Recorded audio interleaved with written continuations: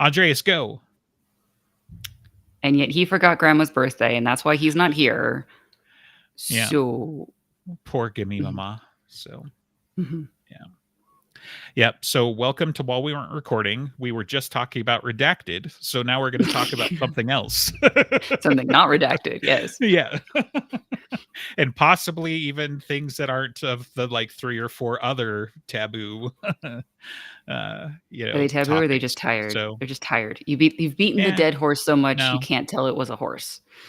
I'm approaching 40 and I'm not tired of talking about these things, so that's not how I would describe it. So, yeah. No, my only struggle, like I think a lot of nerds, is like, how do I make all this stupid knowledge that I have pay for itself? And I got to tell you, podcasting ain't it. So, Some people are better at it than us. They can sure. actually make Yeah. real good income with it. We're not at the professional level to do Yeah. so. I mean, a bit of it is you get what you put into it, right? But maybe we should just like also not talk about I don't know if this is a word, so I'm going to try and conjugate this. I'm not even sure if that's the right word, but the nichiest of niches, Mm, where it's like, oh yeah, I mean, look, obviously we love the Dresden Files and everything like that, but like out of 1,000 random people, even that like what's our penetration rate there? Like it ain't deep. So, you know, yeah. but But I yeah. mean, maybe at one So point we would have been known on the subreddit, but we haven't been doing those posts anyway. And so it's just like, not for a no. while. Yeah. Yeah. Yeah, and I mean, we still get good coverage when there's interviews, right? So it's like we Yeah. got word of mouth and stuff, but it's not like, oh man, we found the golden calf to like ride into riches or something like that. Yeah, God, And no. you know, nothing on Jim, like he's fantastic and stuff, but like urban fantasy is still a pretty small subset of just fantasy in general, let Yeah. alone, Yeah.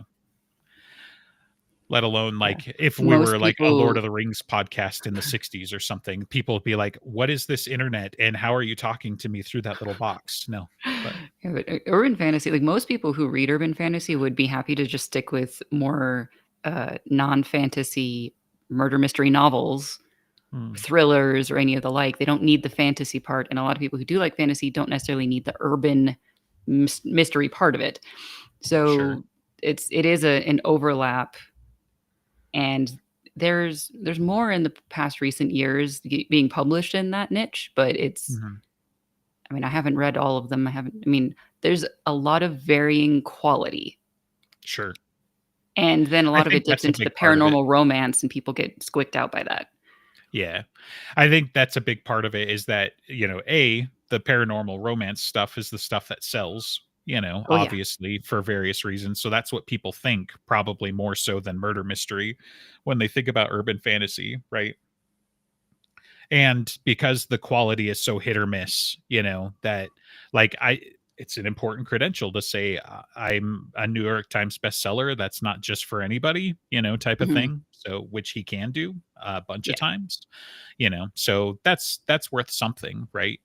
So but even still, like, do do we carve out a portion of the Venn diagram for Brandon Sanderson and still like the level of fame and success that guy has achieved, which is beyond anybody's wildest dreams, except for Yeah. maybe like George R. R. Martin or posthumously Tolkien, like it's absurd, It is so I mean, it's insane. Part of it is for Sanderson is the output is sure, insane. He can write sure, 5 books in a year.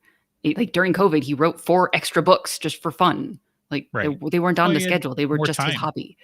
Yeah, Yeah. he wasn't traveling, so he had time to write, He doesn't travel that much in general. I think he tends to stick in Utah almost Hmm, always. But he does a lot of online stuff, right? gotcha, But he has it built into it. He has a whole company. He has staff that like here are the people right. who are editing him. Here's the people who's like But managing his stream But and how and why? Like, I think it's also important to note that he has the most successful Kickstarter of all time, yes, literally multiple as times. I well. think. Right. Like, Yeah, so yeah, like, not to interrupt, but to pile on, it's like, yeah, while his writing is prolific and all of these things, and that's obviously why he's practically a household name, especially in our niche, right? hmm Anyway, also the fact that he's wildly financially successful is this, was it Dragonsteel, right? The That's his Kickstarter company. for that? That's the company? Okay. So Yeah, whatever yeah. it was for his Kickstarter was like, holy So crap, you know? some of those books, maybe it was even the COVID books that like he decided not to go through his publisher, which would trip over itself anyway to give him money to just do more of the things, please. Right. But he wanted to basically proof of concept going outside of traditional publishing to make sure that Sure. like if publishers just cut everything as they were during COVID, Mhm. would they be okay? And yes, yes, they would be okay. And like they do the Kickstarters all the time for just like fancy published versions of the books that are already out. Right. They like, yeah, he's extremely successful, and Mhm. then he gets a lot of both rabid fanboys and rabid detractors because he is the Sure. successful thing that people just launch onto. And like, he's got both good and bad. Overwhelming, he's a very like nice person to talk to, Mhm. and he writes a lot. So if you like what he does, you're never out of content. Oh, sure. Yeah, I mean, you gotta be the most voracious reader, I gotta imagine, to have Yeah. gotten through all of his stuff. Oh, fuck. And, Yeah, just even all of his stuff isn't necessarily wide appeal. and then, My I mean, he teaches doorbell at just went off. BYU. Yeah, I mean, he does maybe once a year or something, he does the teaching writing class at BYU, and those are really interesting. Like, you can see them change over time as he, like, gets better at it, but, I've checked in on those a few times. He teaches, like, how to Sure. write magic systems. That's what he's really known for. That's what he gets really excited for is the magic systems, and a Sure. lot of people comment that they seem, very much video game-like, that they're hard magic systems. They've got rules. You Mhm. know how the rules work, and so it's like, how do you manipulate the rules to min-maxi your way through a story? And, he does other things, like trying to talk about, like, plotting and setting and characters, but the thing that when he was even just telling of, like, when he was going to write, this, the Stormlight Archive, which is his magnum opus, the thing that he wanted to be a good writer to do, was like he's gonna write like 30 magic systems, and they're all gonna be very interesting and different and whatever. It's just like he has to then restrain himself from doing things like that. Yeah. Yeah, that's wild.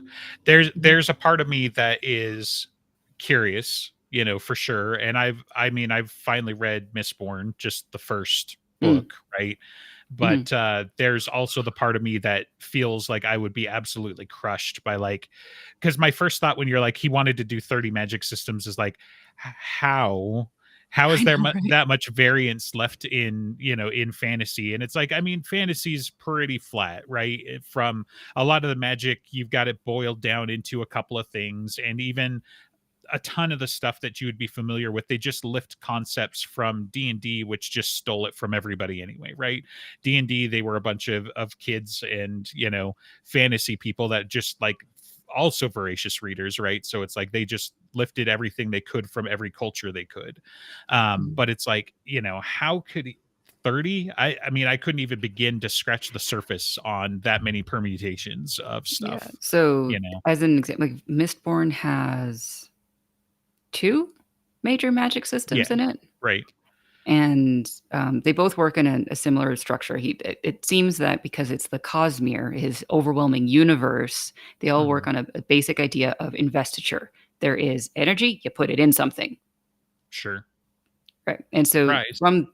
from there, you can do other things, like it's either the burning of the metals Mhm. and or the copper mined part. I forgot what that magic system was actually called, but, like, Right. putting things inside the metals to then, like, in terms of, physical qualities, knowledge, shit like that. Mhm. So, those 2 that you see, but, like, you can see slightly different versions anywhere So it's else.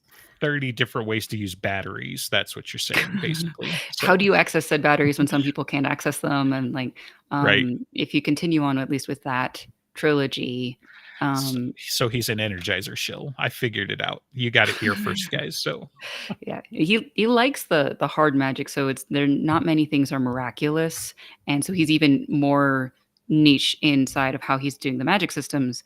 He's not the Tolkien-esque of like, and then there was a miracle that is not explained because it's something godly. and weird how those numinous types descriptions.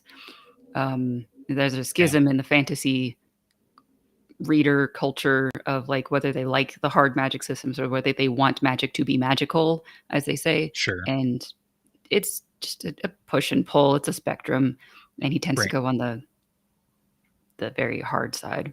Like, you know the rules, you know what to expect. You're not going to get a Deus Ex Machina, although he did kind of do that in the ending of the first Mistborn book, and he admits it. But then he like in the next two books, he kind of describes. In the first book, there was a Deus Ex. Was I not I paying don't attention? remember the. I don't remember all the details. It's been like 12 years since I read that book. Sure. But it was like towards the end of the big culmination. Vin basically pulls out an ability that she didn't have before. She didn't know she had it. Okay, this sounds a little familiar, but Yeah, yeah, and that gets described more. sure. Because there's actually a third magic system. You just don't know it yet.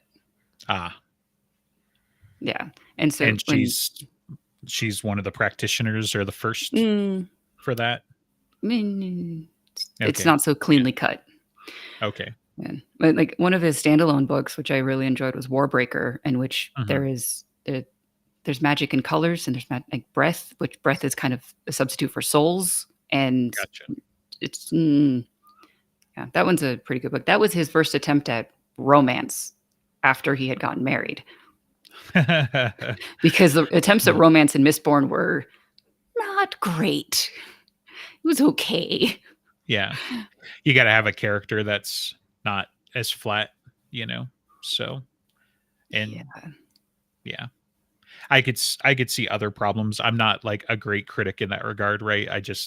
I'm Dresden. I get on the train, I enjoy the ride or I don't, that sort of Yeah. thing. But I don't necessarily get into like all the characters and everything else.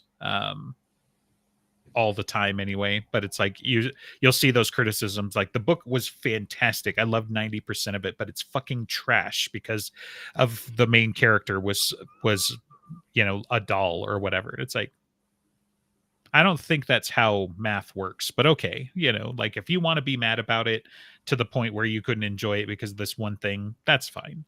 We're all nerds, we all have done that, right? We all have So, breaking points. We all have the but like little sticking things of like, now I've been pulled out of the story and now I can't go back into it, sure, blah blah blah blah. But suspension of disbelief is a big old, that's magic, right? yeah. You got to be able to do that, as because it's like once you get through the suspension of disbelief and you start critiquing the stuff, like I know that's where I tank it, and it's like that's something I can pinpoint usually, is like I was with you up to here, Mhm. or if it just never quite captured it, like obscure reference probably for 90%, but it's me. But like Bright on Netflix Mm, probably could have mm, been amazing, but they just yeah. never quite got the suspension of disbelief that was required for you to just follow along, and Yeah. that I was really one of my wanted to things. enjoy that because I was Right. so hopeful for another urban fantasy thing. Sure. Just And like on the yeah. big screen with big actors and just all of it, right? But yeah. Yeah, so that's a big one, right? But what I was going to talk about too is just the whole like, let's be mad about one thing and whatever. And it's like there are these little dark places in nerd culture. We all see them, maybe haven't all, put our fingers on them all the time and understand them, but like one of them is the whole like the one-upmanship of like, I know a thing that you don't. And that's something that I'm trying to quash in my kids, because it's like, oh, what? You don't know that? I'm like, bro, he's 5.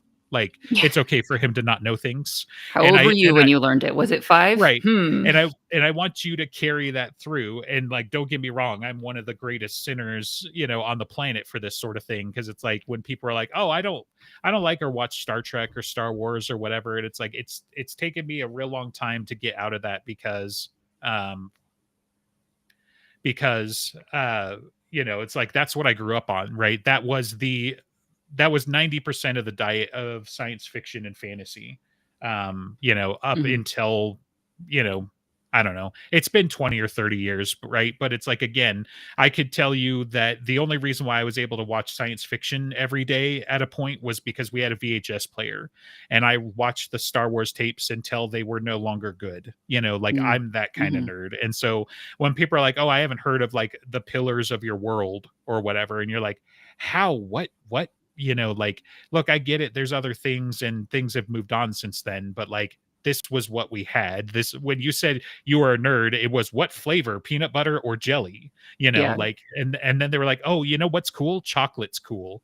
And it's like, oh, now we got 3 flavors, like, Yeah. so, but Yeah.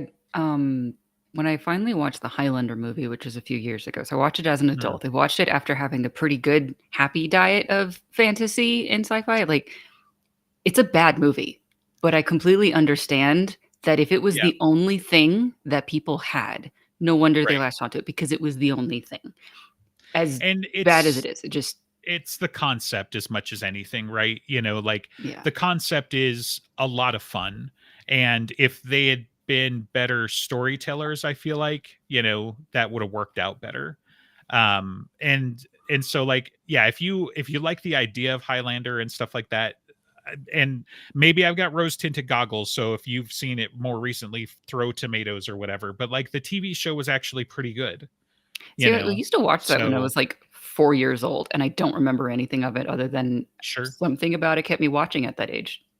Right. Sure. Yeah. I mean, what's not to enjoy with people chopping each other's heads off and stuff like I that? But mostly it just was, remember a lot of screaming, and then there was lightning, and mm, then there was a katana. well, some of those things might be out of order, but the lightning comes after the katana usually. So, because it's the quickening where they Yeah, absorb their power and somehow stuff, they're like, that was placed after the movie when there was only 1, right? And then there's hundreds because there's a Monster of the Week flavor of that show. Sure.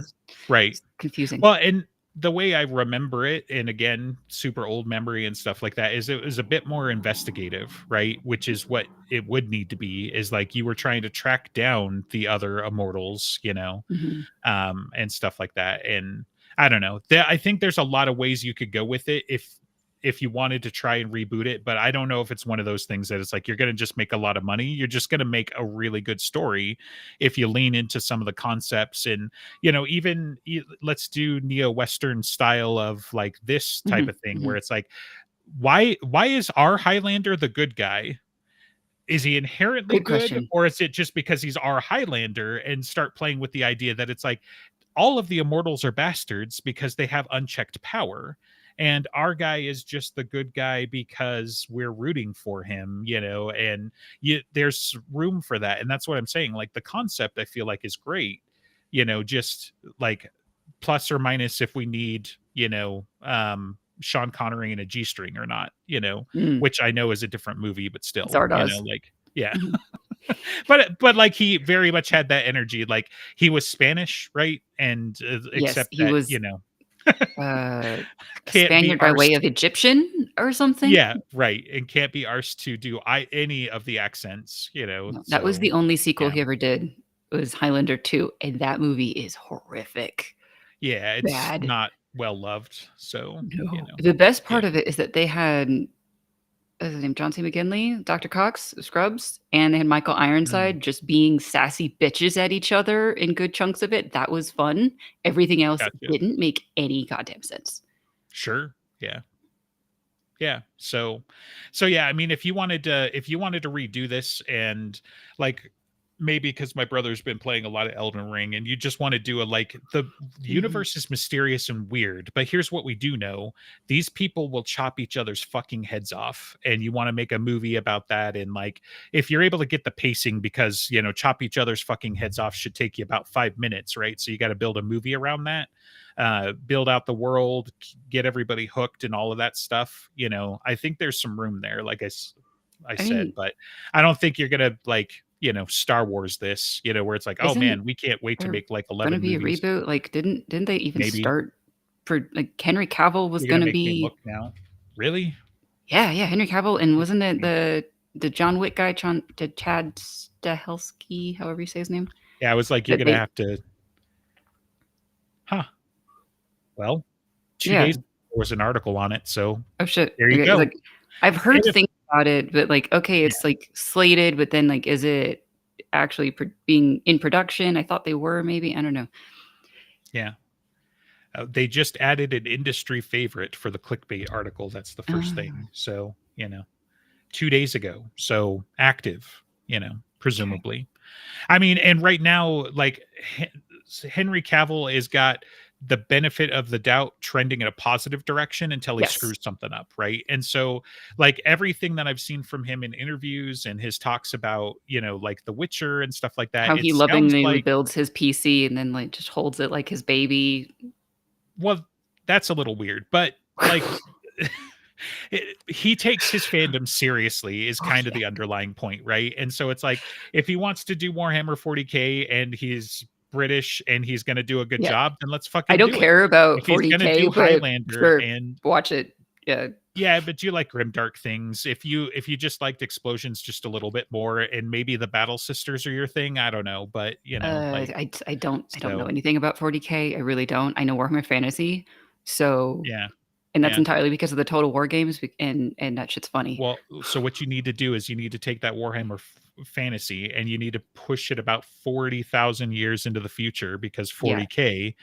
I And yeah, I then get it's that. pretty much, yeah. Like, what if it was the same exact thing, literally in every way, except it was science fiction instead of fantasy, which is overblowing it because there's still loads of fantasy in it. But, Yeah, like, it's like it does feel it's like enough of a genre shift that like it kind of takes away some of the stuff that I enjoy a little bit. Like I do like the fantasy part of it and the way that yeah. 40K since kind of like it goes grim dark to an absurd level, which on its own is not a deal breaker for me.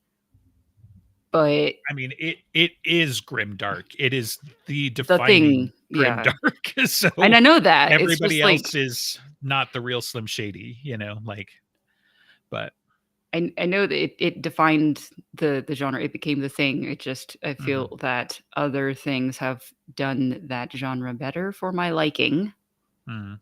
with less of the absurdity, which didn't feel to fit as much with the grimdarkiness. And I haven't seen much of it, I but wanted like, you I wanted you to open this up, so I'm gonna use this opportunity, right? But it's like the red one goes faster oh, I know because that. the Yeah, red see one goes that part I faster. Like find the charming. absurdity can be The the the fun. orcs, Yeah. the I orcs knew of you I 40K, I do I find knew it charming. somehow, so but But it yeah, I don't know, just the yeah. fantasy version of it fits me very well. Like, I love Yeah. dwarves of the fantasy Sure. kind, and Sure.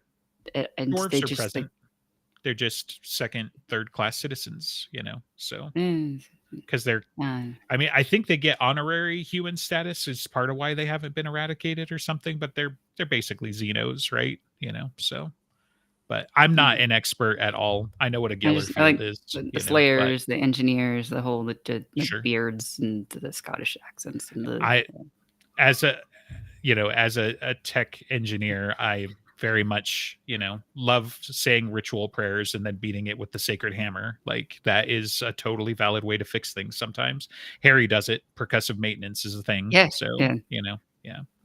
Now, I mean my main thing I think that keeps me out of 40K, and I mean I got I don't know how to say this without it being extra weird. I got semi introduced because my dad actually Mhm, played 40K, right? But I never got into the lore with him or anything like that, but I've played, at tables and stuff like that. But the thing that keeps me from fully getting into the world and the lore is because it's like so grimdark that there's basically like you'll have like heroism is what draws me to a lot of these stories in the fantasy mhm. especially and stuff like that, and so it's like you get little flashes of that, but because the grim dark is so final that it's like the heat death of the universe, right? Like your heroism was well received and whatever, and then the moon fell on you, or there was great, you've just fought 1,000 Tyranids and how heroic, but there is a million of them behind that, and so like there are moments for that, but I feel like that's the entire universe, right? It's just like all of this was inevitable, and so Yeah, when it like takes away the you're just gonna question of whether or not of what happens, that can be part of Yeah. what, like, turns you off on it.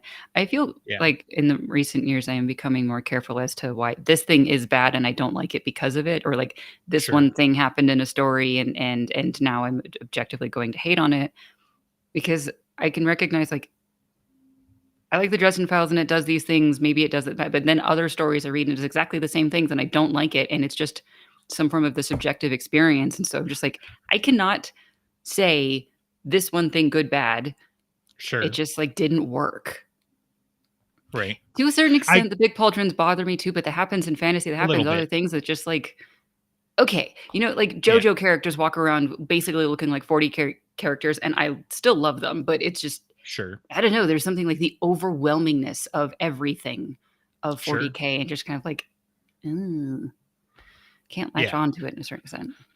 And I haven't Yeah, tried and I mean, to yeah, be very for fair. me, like I get into some of the smaller stories, right? And so it's like I really like to see the squad stuff. I really like to see the whole like, my battalion got wiped out and I'm like the last survivor and we're going to save this little girl, type of story. Mm, But the problem is like that's not the end of the story. The end of the story is exterminatus.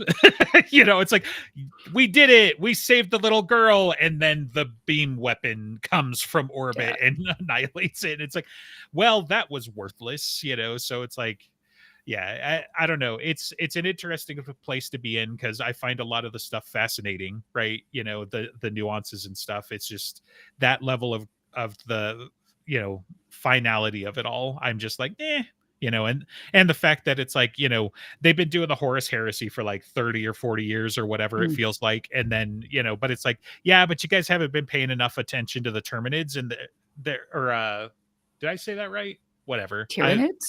Tyranids, thank you. And I don't know where I mixed a couple of things there, but the Tyranids, and then it's like, yeah, they're gonna win anyway. So so again, like you're fighting Mm. dynastic wars over Earth, which is a very human story and all of this fun stuff. But it doesn't matter because it's going to be the Tyranids, and if it wasn't the Tyranids, it was going to be the orcs because it takes like 3 molecules of orc to turn your entire planet. So, but I don't know. It's fun, and the point of this digression was that the last I heard, Henry Cavill was going to try and do a TV show for it. I think that's Mhm, mhm. still a thing. As far as I So as know. long as Although, yeah, was as it through long as he can Amazon? deliver it. I couldn't Yeah, remember that's who. what I had heard. Yeah. So Okay. if he could just get like 10% of that Rings of Power money, then I think he'd Okay. be fine. So, but that's where he's got the benefit of the doubt right now is because I'm interested to see what he does with these things, but Yeah, if he I can't just navigate the logistics of it, then Amazon feels but on the, I don't know, below par for how much money they spend for oh the quality sure. that they get. But, like, Yeah. I'd feel much better if it was through Apple TV because that seems to be much more, Mhm. like, reliable, that they have people with skill writing shit. They're I mean, and they're getting better, right? Yeah. Like, they've had some really good niche stuff that has gotten better, and then they've gotten better good niche stuff, like, so I don't know. It's kind of interesting. Like we're going through Murderbot and I'm going through For All Mankind, and I don't know. It's hard to say like For All Mankind is such a niche show that I'm like, I don't recommend it to like everybody, right? And even if you're interested in some of the stuff, it's plus or minus on whether or not you're interested in the level of people drama that it brings, There's a because lot of it's people like, drama. Of the, like, yeah, 60% of a first season I watched, like, could I don't know, pick a lane of either make it all about people drama or just fucking have less of yeah. it, and I mean, it's a human story, right? But yeah, like it's those things pay dividends if you're into that because I'm in season 3 and stuff like that is still popping up. I'm about done with season 3, but some of it I feel like is like it's extra where it's like, okay, I mean, it's like the Game of Thrones excuse. Like it's fine that this happens, but did it need to happen now? Did it need to mm, happen in this story? You could say inspired by or whatever, but it was like, was it really important? Did it impact the story whatsoever? And some of those things not really, like but they did kind of go stab you in the same wound, where I'm at in season 3, where it was like, this thing I think happened in like season 1, and they were like, Mm, oh, by the way, did you remember those feels? So, mm. and I mean, Ronald Moore is good, as a showrunner. A lot of people would agree for a bunch of different things. So it's like, I don't know if this is him or this is just a way to get the show to keep bringing people in so they can Yeah, keep like an getting HBO renewed or show that they whatever. need to But have like, a certain amount of boobs on set just to get the rating or something. I don't know. Like yeah, it I mean, the boob level is pretty low, other than the fact that, like, there's a strong female cast, I would say. But yeah, so, yeah, I don't remember any you know, nudity, whatever. But just the like, it kind of makes me think of stories like there's a dog. Oh, the right, dog dies. I didn't see that coming whatsoever. Do you remember right. that dog that you really liked out? Then now we have a new puppy, and guess what? The dog's gonna die too. This episode was 15 minutes, and you still know his name is Seymour, just so we're clear. But Eh, so Futurama. But yeah. like, yeah, stuff like that. I mean, it gives us gems like from, I almost said the wrong show, Brooklyn Nine-Nine with Rosa. It's like, I've only known this guy for, for like 2 weeks, and if anything happened to him, I'd kill everybody and then myself. So I think I that haven't pretty much watched that show, captures but it. But I've seen a bunch of like stills from it that like oh, sure. seems funny. Oh, it's pretty good, So if Adam Sandberg doesn't bother you, and cop procedural shows that are also funny don't really bother you, so, but you're getting Gift, so that's what this slowdown in talking is. So, but Getting gift. yeah, I'm gonna send you the GIF in our chat because that's the point of Ah, being in our Discord. So gotcha. yeah, Okay. Arlo was his name. See, I couldn't remember, but but yeah, like every time there's a dog that shows up now, it's like the quote to be, and it's like, anyway. So it's a good one to have in your back pocket. Hmm. Um, yeah. So anyway, Apple TV, pretty good stuff. Hmm. Not that Very they're much enjoying sponsoring us Murderbot. or anything like that. But oh, did you start in the last Oh yeah, couple yeah. weeks? No, I'm keeping up. It's the Sweet. only show that I'm like watching weekly. Yeah, with 30-minute episodes, Just fucking frustratingly 22 easy minutes. They're to. really, really Yeah, quick. yeah, yeah. There are definitely some where it's like, you're really sure you couldn't squeeze like the next 10 minutes out of this story? Like, come on, Right. dudes. So So it is an interesting question because 10 episodes is a lot for that novella. And they have the episodes really short. And so just like, why not make it like 8 episodes and make it like longer longer. episodes? Yeah, Yeah. maybe there's some math involved. Who knows? So Maybe. Don't know. I'm still yeah, enjoying it. Like, I have very few complaints, and the complaints I have are pretty minor. I'm yeah. sure So people you're who are telling much me more. that we've got like what, 2 episodes left then? Yeah, I think so. I That's read gonna that there make was me gonna be sad. 10 episodes. Yeah, yeah, it's so much fun. But they left a seed for what will be the second story. Okay. So, Yeah, I I just feel like we just barely started to figure out possibly what's going on in the last episode or two, and so I'm pretty like, much. so unless the finale is him embracing his name, in which case that I feel like that would be an Mm-mm, more adequate ending, where complicated he's than like, that. so he doesn't just be like, ah, well, I am Murderbot, and then just start blasting everybody. So No. No, he's but much more complicated than that. He's a very confused Murderbot. yeah, And I am conflicted in that I will constantly refer to Murderbot as a he, even though it's an hmm, it, and he does not right, want human pronouns. Just gotcha, it's kind of stuck with it. sure. Um, They casted a he, and mhm. And it makes a lot of sense for sec units, combat units to be male or male phenotype. They don't have right, genitals though. Which is yeah. combat because women aren't as good at combat, and so, like, also being taller, being longer, It's a being robot, so what does it yeah, matter? So, you know, yeah, uh, Big Bertha can fight too, that's what I call my mech. So, but yeah, like, yeah. When they're looking human, they might as well be Skarsgård and not a petite woman. that's still to be debated though, right? Like, are you straight up telling me that you wouldn't have followed like an Emily Bloom combat robot or something? Like, I'm just saying there are lots of female types, and there's arguments to be made that it's like, I mean, it's the James Bond effect, right? We made the car female because then we knew you'd listen to her. So, but I actually did a project on something adjacent to that when I was in college because one of my first semesters was when Boulder flooded, and there Mhm. was a lot of sirens going on of stay away from Boulder Creek, and it just kind of stuck with me. It's like, why is that a female voice? It didn't have to be anything, but just Right. why? And like cars or airplanes talking to pilots or Mhm. whatever, they're called like nagging Nancy's or bitching Bettys or Mhm. punny names like that. But people do tend to respond slightly better to a female voice than a man's voice. Right.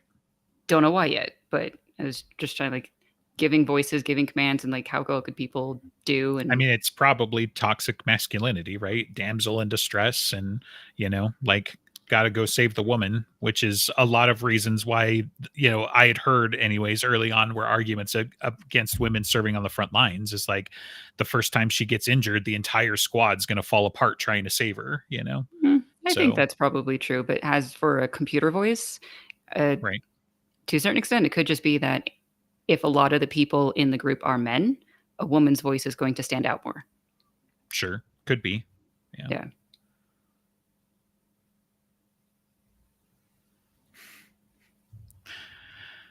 Sorry, this quote that I guess I got to share it since I've derailed everything for this, but it's like, yeah, apparently you're old now because you no longer like new things. You only like things that are you're nostalgic for. So, Yeah, um, because new things suck.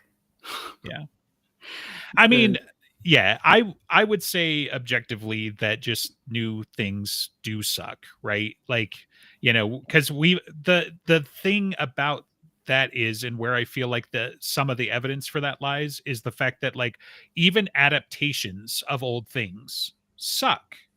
And so it's like, I mean, I love Star Wars, don't I? And I love Star Trek, so shouldn't new Star Wars and Star Trek movies excite me? But not if they suck. Now, having said that, right, you could say, oh, yeah, well, whatever, you just hate, new things and you're just nostalgic for the old stuff. I would still introduce Strange New Worlds as like an example of like, this is new Trek that I didn't hate. Like maybe you Mhm. could still argue that it's like, oh, well, it's nostalgic for the original series, or you could just say it's well written. That's what I would go with.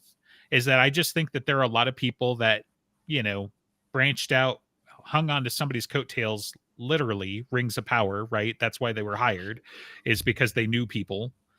They had never done anything like this before, right? Mm-mm. So their resume wasn't it, and they just didn't do a good job with it, right?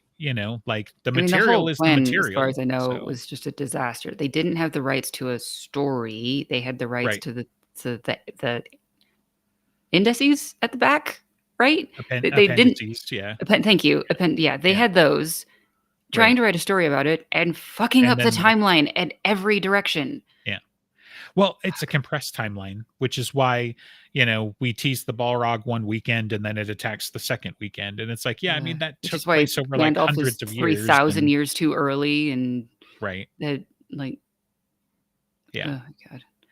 I still haven't watched the second season of that, and it like Yeah. the first season still like the feeling of bile.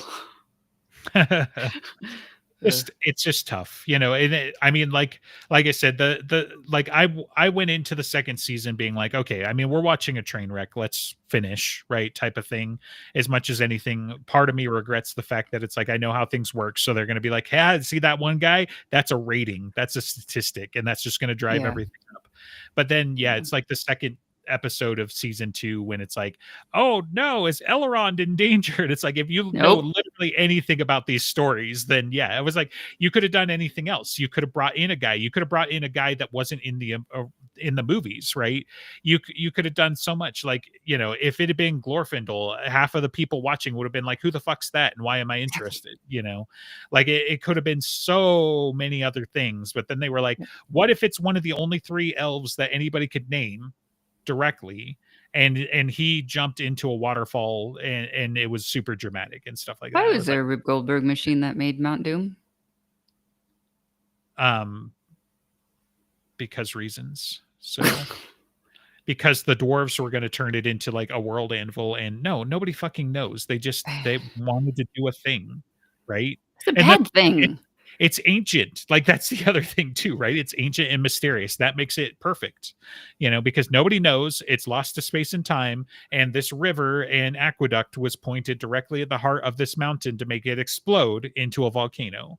And I was like, and that is supported by what and where and who was high when they did this, and Why it's didn't they shot have by like editors? Why didn't us, they have a group of people? It's like, okay, I'm glad you had fun writing down right? crazy trips. Would Yeah. you please make this a coherent story? No. Yeah. So Key and Peele did a sketch about this for the writers' room. Go watch that. That's what this writers' room must have been. It was just everybody saying yes, right? This is what yes and gets you, you know. So it's like I'm good with it, right? Like they're absolutely you need to find ways to say yes, okay? Like especially when you're creating something, especially when you're playing with people, there's room for yes and, right? But pure off the chain yes and gets Mount Doom being started up by an aqueduct that can only be powered by Sauron's sword and found by a little boy. And what the fuck? Where does any of this make sense? Yeah. So, you know, so it's just like, and an elf that nobody's ever heard of, and he's the main character, so He was boring to except not watch. really. I I mean, thought no, they just went all in on the fact that he's a Vulcan and, no personality and no I don't redeeming even remember qualities, his name. you know. No, I don't either. Like, It, you know, I, because the like archetype, he's one of my favorites, but I couldn't tell you his name either, he was and just a bad version of that archetype. He was Mhm. boring to watch. Any amount of the romance with him and the woman were just painfully cringy. Like Right. there's no chemistry.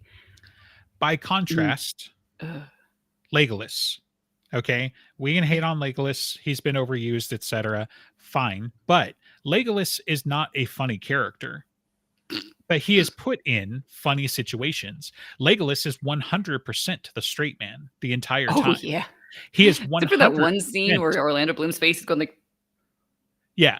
That he's 100% the Vulcan. He is absolutely like proficient in every damn thing that he does. And he's in competition with a dwarf who literally is not on his level in every single possible way, right? he needs a box. Because of their rivalry. Yeah.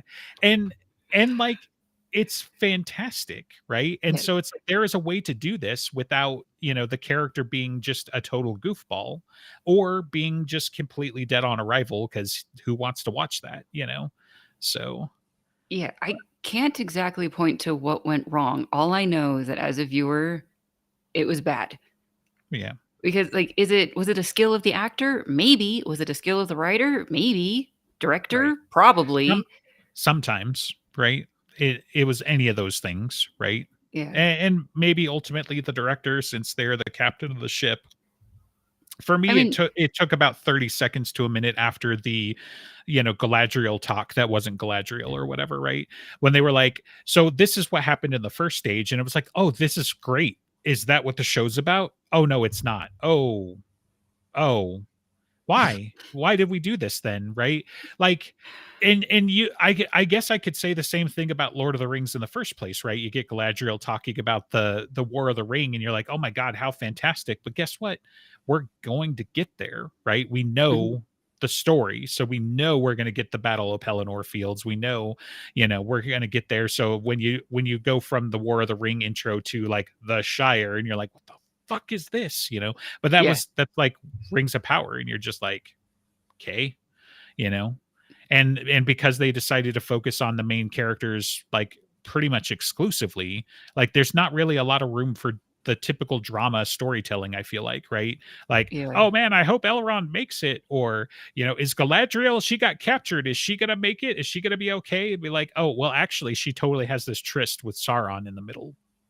Like that's what we went Yeah. with. Is that what we're trying to sell? Like, So many you things know, went wrong with the whole Galadriel Sauron thing. Like, why did they just accidentally on each other on a boat out in the middle of nowhere? right? Like they just happen to be the two most powerful entities on that planet in a boat.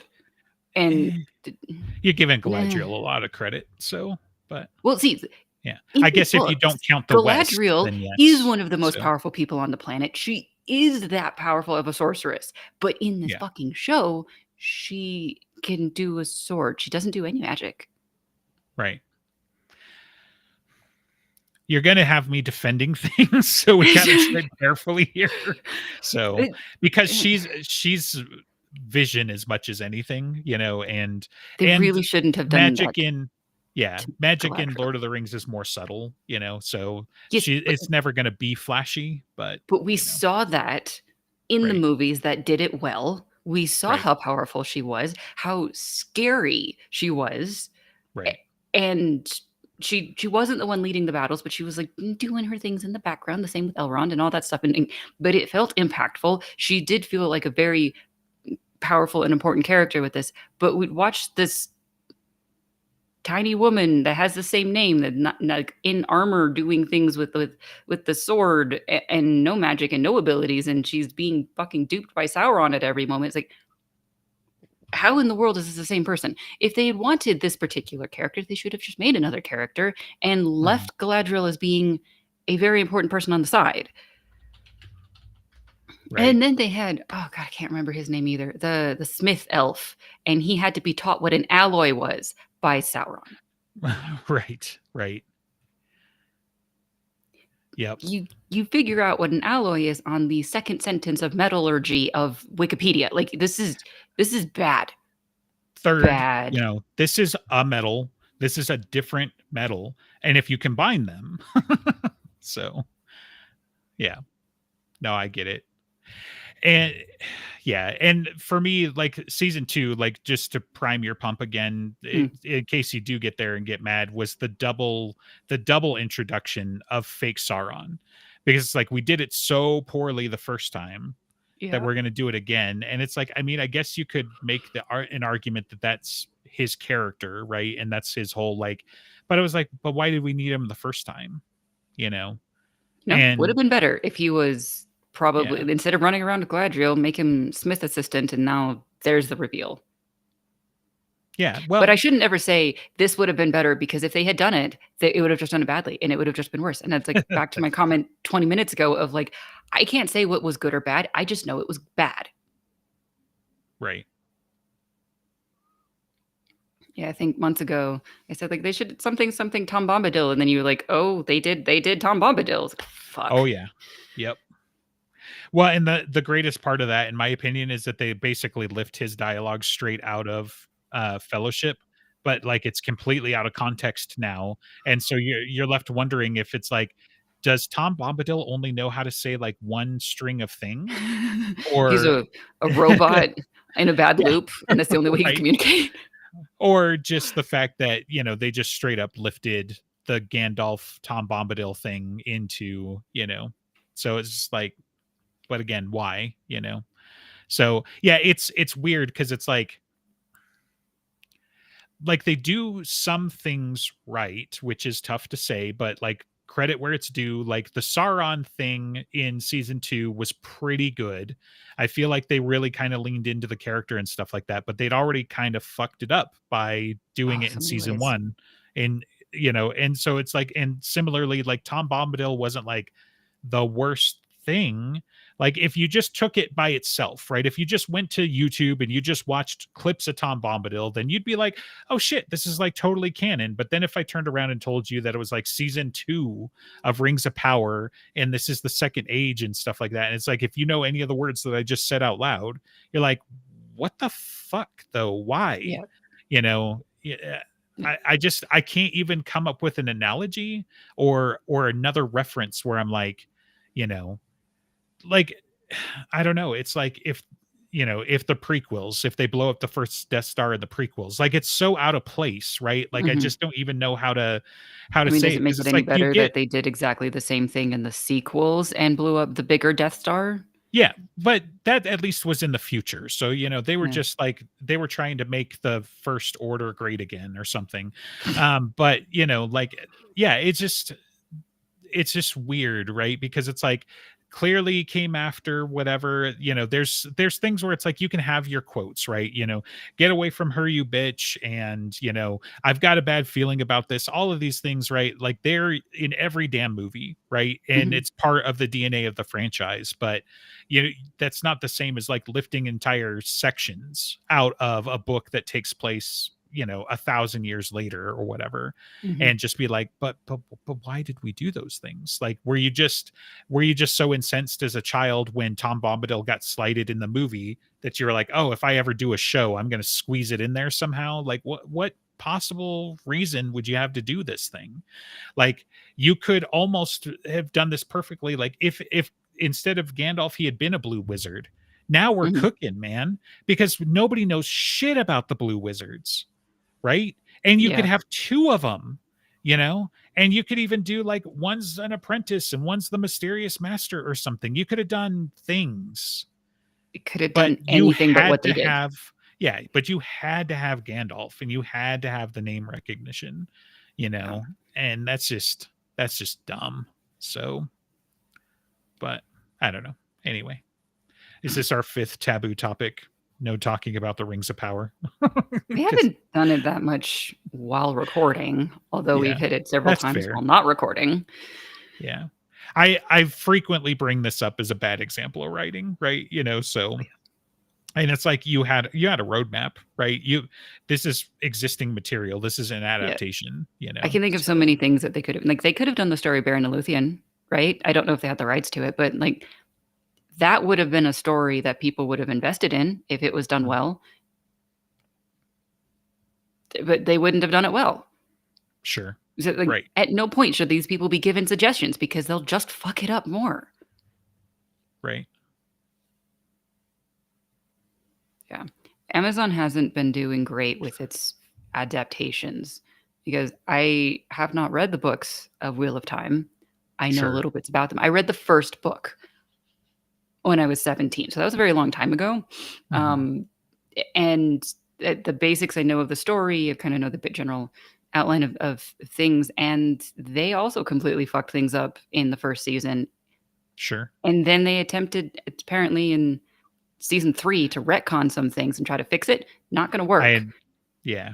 I had heard some of that too, where it was like the later seasons get better, but then like one of the things was like they had casted somebody as a character who's like really kind of minor, but then they had to like rewrite the show around her because like they were just like not going to get rid of the actress or something like that. So, So I uh, don't fully know what is being talked about. The yeah, basic story is creepy wizard lady Moraine goes to small town called Two Rivers, and she knows that because of prophecy and magic and whatever, that the dragon reborn will be there.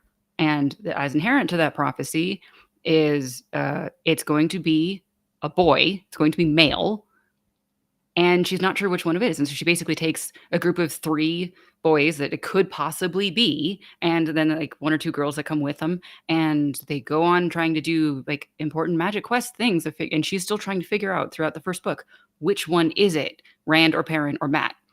mhm, And the important things that Rand becomes the Dragon Reborn, and the important things that he does, they started taking away from him and giving it to one of the girls that came with them, Egwene. mhm, And why? Why? Why do that? Because you're also like taking away her accomplishments that she gets later to make him less important. To like you're just kind of fucking it up. But they've also at some point in the first season, the way that the magic is gendered is very important. But they mhm. tried to go backward on that because saying that there's a difference between men and women became taboo. Sure.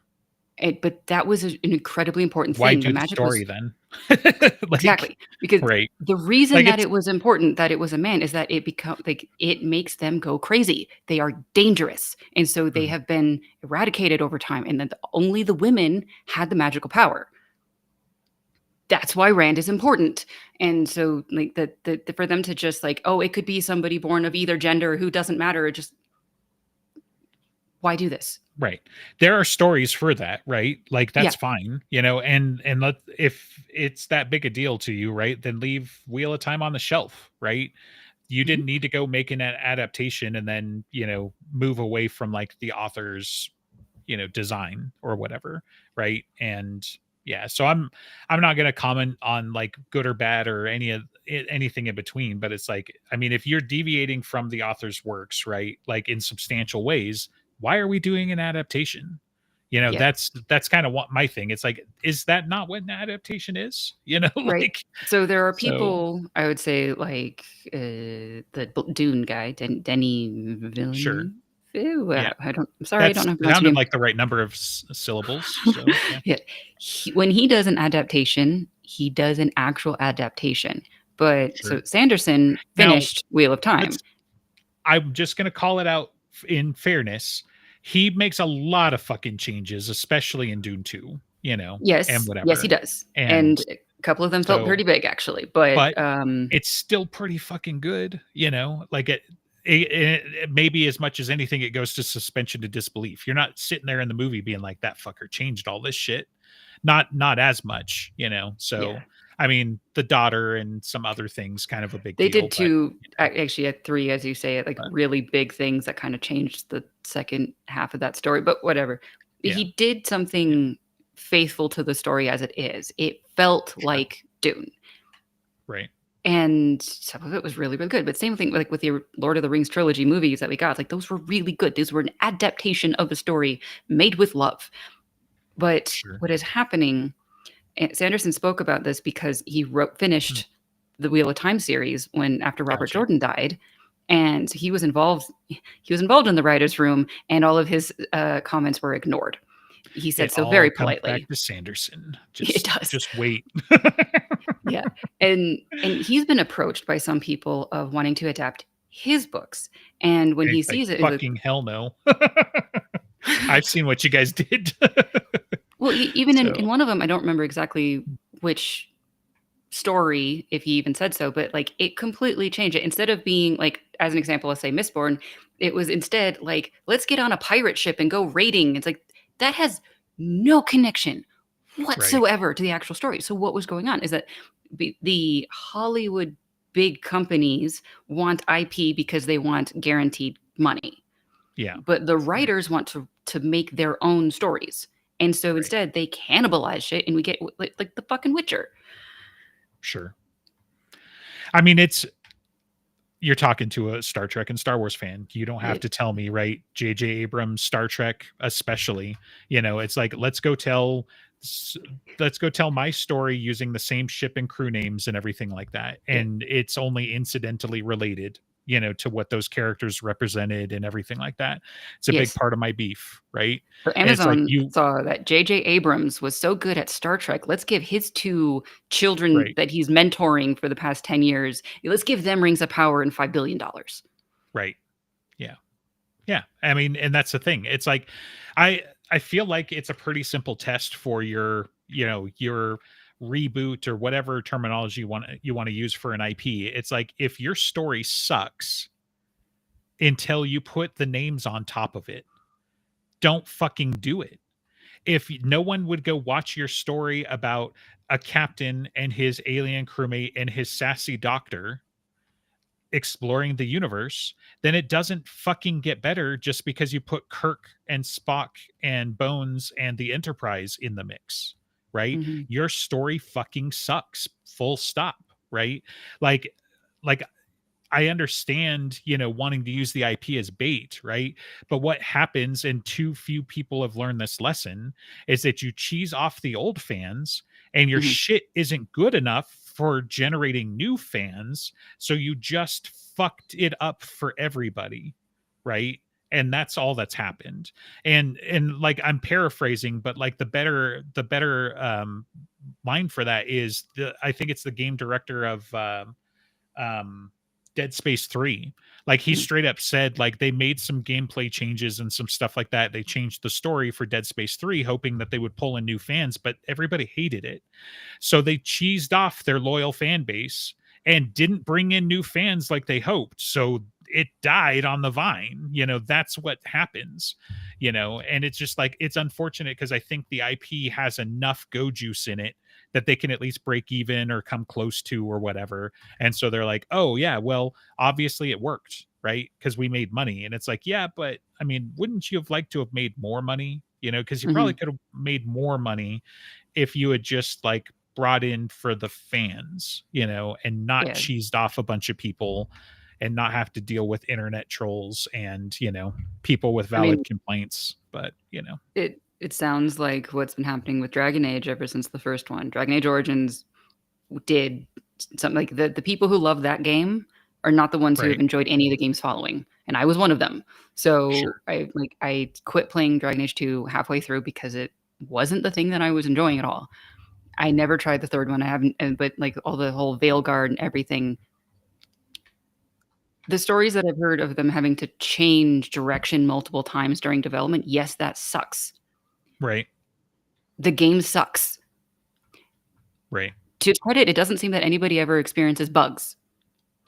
So it's not glitchy, but it is Oh, a bad story. It is it's a not so compelling. it's well engineered. That's great. Mhm, That mhm. should give those guys the ability to sleep at night. And now the story team, those fuckers better get their shit together now. Like they So, so and the game director, it should have been, like a single player story, like, as far as I can understand the rest of maybe the third one had some multiplayer, I don't fucking know. But, they should have done it as a story of single player.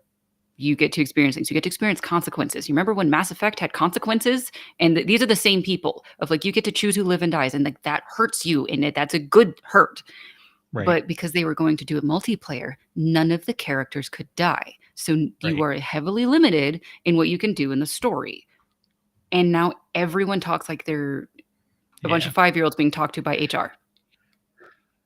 I'm gonna say something controversial, but that whole like because you could have multiplayer and none of the characters could die, that's called cowardice. Yep. Because I I've been trying to avoid talking about this the whole time because otherwise that's all I would talk about. But Baldur's Gate 3, just Mm. saying, you can kill primary companions. You yourself can kill primary companions. And so you definitely have enough room. Like me and my buddy are be like, okay, which companions get to make it this time? Or Mhm. what kind of we're actually role playing. And I mean, it helps that I've been role playing with him D&D for 20 plus years, but it's like, we're going to go in and we're going to do right now. We're doing a chaotic good party. We decided that the Rangers and Druids have had enough of this shit and they're going to go do it.